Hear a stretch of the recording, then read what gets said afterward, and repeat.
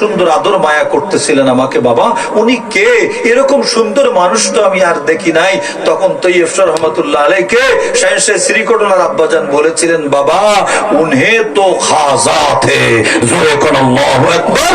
তোমার সাথে যেই মায়া ভরা ব্যবহার করেছেন উনি আর কেউ না, যার দরবারে জিয়ারত করতে আসো উনি সেই খাজা গরিব নওয়াজ, সেই ওলি হুজুর গাউসে জামাত তৈয়ব শাহ রহমতুল্লাহ আলাইহি। তৈয়ব শাহ রহমতুল্লাহ আলাইহি কেমন ওলি শোনেন। উনি যখন 11 বছরে উনি কোরআনের হাফেজ হয়েছিলেন, সুবহানাল্লাহ, তো উনি ওনার আব্বাজান এক মাদ্রাসায় ভর্তি করিয়ে দিয়েছেন, কিন্তু ওনারা আওলাদের রসুল এটা পরিচয় দেননি। ছেলে পড়বে ছেলের মতো পড়বে, আওলাদের রসুলের পরিচয় না দিয়ে মাদ্রাসায় রেখে গেছেন, এই মাদ্রাসায় পড়ো। মাদ্রাসায় পড়তে পড়তে বেশ কয়েকদিন হয়ে গেল, হঠাৎ করে স্বপ্নের মধ্যে আমার দয়াল নবী হেফজখানার হাফেজ সাহেব রে ডাক দিছেন। সুবহানাল্লাহ, বাড়ি যেই কয়েন হেফজখানার হাফেজ সাহেব, হাফেজ সাহেব আমি রাসূল বলে দিলাম তোমার হেফজখানার মধ্যে আমার হাবিব, আমি হাবিবের একজন আওলাদ পড়াশোনা করে, তাকে আদর করবা, মায়া করবা, কখনো কষ্ট দিও না। তো ঈশ্বর রহমতুল্লাহের ব্যাপারে রহমাতুল্লিল আলামিন বলে যাচ্ছেন, কোন আদর করবা, মায়া করবা, কোন ধরনের কষ্ট আমার আওলাদকে দিবা না। এই খবরের মধ্যে দেখে হাফেজ সাহেবের তো ভিতরে অবস্থা খারাপ, আমার কাছে আওলাদ রাসূল পড়ে, আমার নূরের নবী আমাকে দিদার দিয়ে বলে গেছেন, এখন আমি কি করব, কেমনে চিনবো কে আওলাদ, আমি তো যাচাই বাছাই করতে হবে। সকাল বেলা বুদ্ধি করলেন, সারা রাত চিন্তা করে খবে দেখার পরে কি করবেন, সকালবেলা বুদ্ধি বের করলেন, যত ছাত্র আছে সব ছাত্রদেরকে একটা করে আপেল ফল খাওয়াবেন। কি ফল? সত্য দিয়ে দিলেন, বাবা তোমরা আপেল ফল খাবে, কিন্তু কাউরে দেখাবা না, গোপনে গোপনে খাইয়া আমার কাছে রিপোর্ট পেশ করবা। হিকমত করলেন, সবাই একটা করে আপেল ফল নিয়ে গেলেন, তৈয়ব শাহ হুজুর নিয়ে গেলেন, সবাই নিয়ে গেলেন, যাইয়া কেউ লুকাইয়া জামার ভিতরে খেয়ে ফেললো, কেউ কাউরে দেখাইল না, বিসমিল্লাহ বলে খেয়ে দোয়া কালাম পড়ে হুজুরকে হুজুর খাওয়া শেষ, খাওয়া শেষ। কেউ জানালার ফাঁকে দিয়ে দাঁড়াইছে, কেউ পিলারের ফাঁকে দিয়ে দাঁড়াইছে, কেউ এরকম চুপি চুপি বলে হুজুর কি বুদ্ধি দিল, একটা করে আপেল খাইতে হবে কিন্তু কাউরে না দেখাইয়া। এখন সবাই লুকিয়ে লুকিয়ে আপেল ফল খেয়ে হুজুরকে রিপোর্ট করলো খাওয়া শেষ। তো ইফসা হুজুর রহমতুল্লাহ আলাইহি আপেলটা নিয়ে হাতের মধ্যে নিয়ে দাঁড়িয়ে আছে। আরো জোরে কোন আল্লাহু আকবার। হাতের মধ্যে আপেল ফল নিয়ে দাঁড়ানো দাঁড়ানো দাঁড়ানো। ও বন্ধুরে বন্ধুরে, সবার খাওয়া শেষ, একজন বাকি।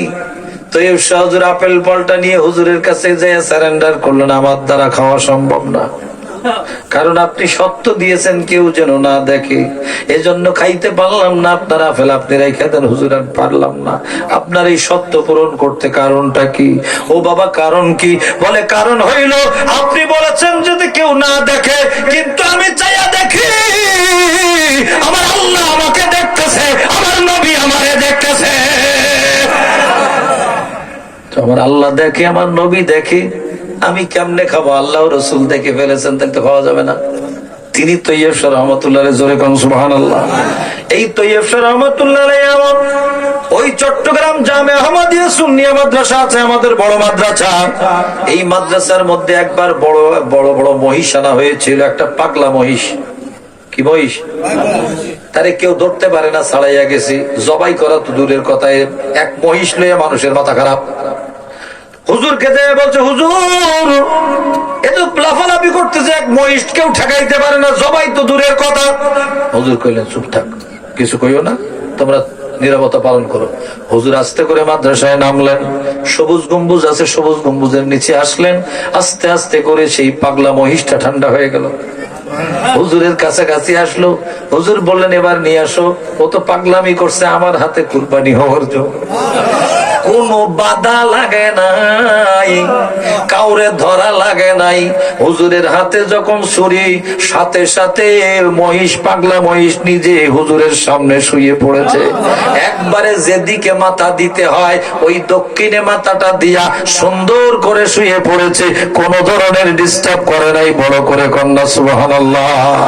মানুষ চাইয়া চাইয়া দেখে কে আওলাদে রাসূল, বলেন আল্লাহু আকবার। ও বন্ধুরা আমার, বাবাজিরা আমার, আল্লাহর ওলি তো দুনিয়াতে আছে। কত বড় বড় আল্লাহর ওলি। তো হুজুরের আব্বা জান কেমন ওলি ছিলেন শুনলে অবাক হবেন। উনি ওই আপনার বার্মার বাঙালি মসজিদের খতিব যখন ছিলেন, শাহেনশাহ শ্রীকোট, ওনার সাথে দেখা করার জন্য এক পীর সাহেব তার মুরিদদেরকে নিয়ে আসছে। কয় শুনলাম ওখানে আওলাদে রাসূল নামাজ পড়ায়, আমি একটু দেখা করতে যাই। মুরিদদেরকে নিয়ে যখন আসতেছেন, এসে উনি দেখলেন যে হুজুরের নামাজ শুরু হয়ে গেছে। ওনারা ওযু কালাম করে উঠতেছেন। উঠতে উঠতে চাইয়া দেখে মসজিদের চারপাশে যত গাছগাছালি আছে, হুজুর নামাজের সিজদায় যায়, গাছগাছালি হুজুরের সাথে সিজদায় যায়। হুজুর রুকুতে যায়, গাছগাছালি রুকুতে চলে যায়। বড় করে কন্যা সুবহানাল্লাহ। হুজুর পীর সাহেব দেখা করতে এসে বললেন, পীর সাহেব দেখা করতে এসে বললেন, নামাজ শেষ হলে কদমে যাইয়া, হুজুর আমি আর পীরগিরি করব না, আমি আপনার মুরিদ হতে চাই। না না না, क्या बात है, एक कैसा बात है, आप तो पीरे तरीकत है, আপনি তো একজন পীর সাহেব মানুষ, আমার কাছে মুরিদ হবেন কেন? আপনার এত মুরিদ, এত ইত্যাদি সব মিলে আপনার কাছে মুরিদ হব। কারণ জীবনে শুনেছি আজকে চোখে দেখলাম গাছে সিজদা করে, জীবনে দেখি নাই। আজকে আপনার সাথে গাছ, আপনি রুকুতে গাছ রুকুতে গেল, সিজদায় আপনি সিজদায় গাছে সিজদায় যায়। চোখে দেখেছি, আপনার কাছে আজকে বায়াত গ্রহণ না করে পারবো না।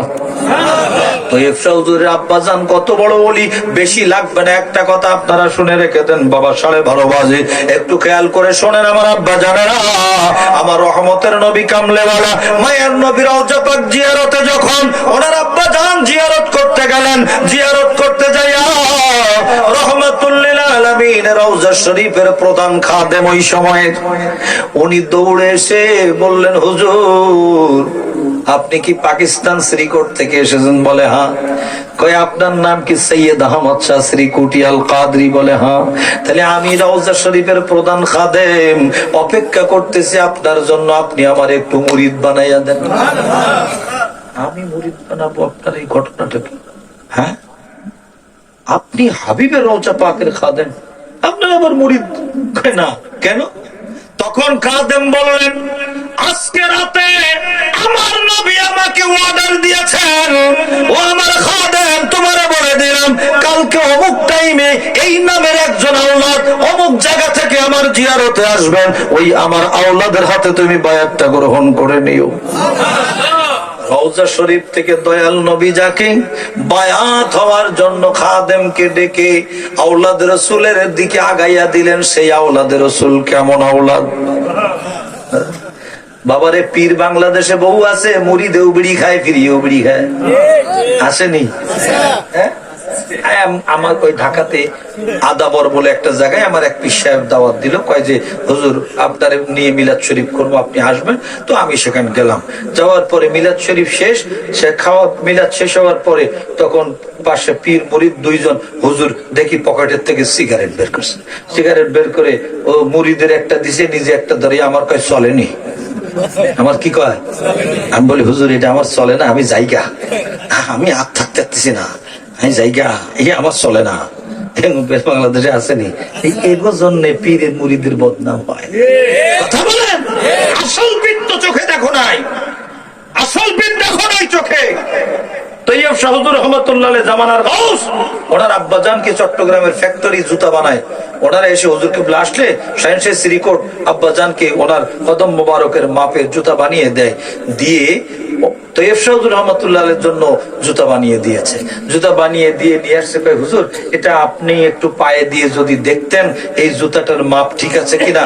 তখন হুজুর জালালি হালাতে চলে আসছেন, এসে ওই সময় বলেছিলেন, তৈয়ব কা মাকাম বহুত উঁচা হ্যায়, যদিও আমার ছেলে, কিন্তু তৈয়ব যেই জুতা পরবে ওই জুতা আমি পায়ের মধ্যে দেব না। বাবা কি বলে ছেলের ব্যাপারে? কত কথা শুনবেন আপনারা। আমাদের তরিকার কথা যদি বলি আপনারা অবাক হয়ে যাবেন। রাজধানীর কাদরিয়া তৈয়বিয়া মাদ্রাসা তৈয়ব শাহ হুজুরের হাতে প্রতিষ্ঠিত এই মাদ্রাসা হুজুর কেবলার একটা কারামত। জোরে কোন, আর একটু জোরে। চারিদিকে 32 দাঁত, মাঝখানে জিব্বা, যেমন রাজধানী ঢাকার কাদরিয়া মাদ্রাসার চারদিকে বাতিলের মহলের মধ্যে একটি নবী প্রেমের প্রতীক ওই মাদ্রাসা। কত বিপদ মুসিবত এসেছে, যত বিপদ আসে তত শান্তির সাথে বিপদ কেটে যায়। এক সময় কি হলো, তৈয়বিয়া মাদ্রাসার হোস্টেলে 88 সালের দিকে এত অভাব, ওই সময় টাকা পয়সা নাই, আর ছাত্রদের খাবারের কোনো নাই ইত্যাদি টাকা পয়সা। তখন আশরাফ আলী সাহেব চেয়ারম্যান ছিলেন। আশরাফ আলী সাহেব টেবিল নিয়ে বারান্দায় বসে বসে চিন্তা করতেছেন, এতগুলো ছাত্রের খাবার কোথা থেকে পাবো, কি করব, কি হবে। তখন উনি ওখানে চেয়ার নিয়ে বসতেন, পুরো উত্তর পাশের বিল্ডিং এর বারান্দায় বসতেন। যারা মাদ্রাসায় গেছেন জানেন, তো মাদ্রাসা দেখেছেন। তো উত্তর পাশের বারান্দায় যখন চেয়ার নিয়ে উনি বসে আছেন, টেবিল নিয়ে, একজন লোক সামনে হাজির হলো, নুরানি চেহারার মানুষ, এসে বলতে লাগলো, ভাই এই মাদ্রাসায় টাকা পয়সা নেওয়ার লোককে, কয় আপনি আমাকে দিতে পারেন। তো কয় ঠিক আছে, এই টাকার প্যাকেটটা ধরেন।